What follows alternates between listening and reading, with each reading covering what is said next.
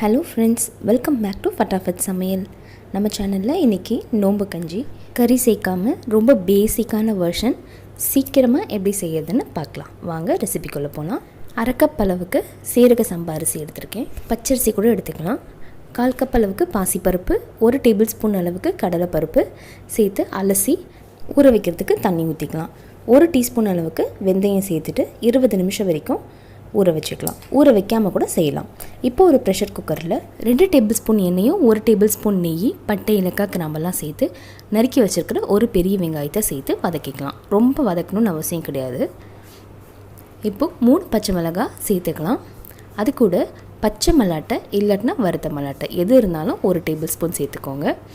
கூடவே 1 table spoon இஞ்சி பூண்டு விழுது சேர்த்து நல்லா பச்சை வாசனை போகிற அளவுக்கு வதக்கி எடுத்துக்கலாம். நறுக்கி வச்சுருக்கிற ஒரு பெரிய தக்காளியை சும்மா ஒரு வதக்கிக்கலாம். இப்போது ஊற வச்சுருக்கிற அரிசியும் பருப்பையும் சேர்த்து 7லேருந்து 8 கப் அளவுக்கு தண்ணி சேர்த்துக்கலாம். தாராளமாக சேர்த்துக்கலாம். 1 டேபிள் ஸ்பூன் அளவுக்கு உப்பு சேர்த்துக்கலாம்.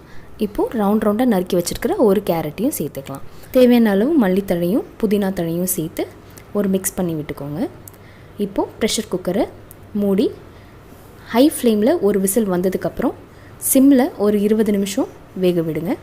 இப்போது 1/4 கப் அளவுக்கு தேங்காய் பால், நல்லா கெட்டி தேங்காய் பால் சேர்த்து மிக்ஸ் பண்ணிக்கோங்க. கன்சிஸ்டன்சி பாருங்கள்.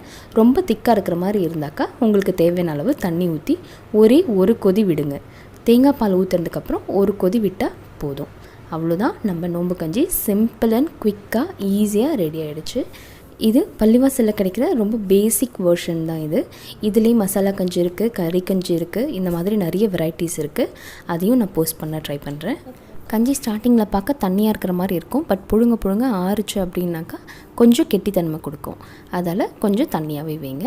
ட்ரை பண்ணி பார்த்துட்டு எப்படி இருக்குன்னு சொல்லிட்டு கமெண்ட் செக்ஷனில் சொல்லுங்கள். ஃபட்டாஃபட் சமையலுக்கு சப்ஸ்கிரைப் பண்ணுங்கள், லைக் பண்ணுங்கள், ஷேர் பண்ணுங்கள். தேங்க்யூ.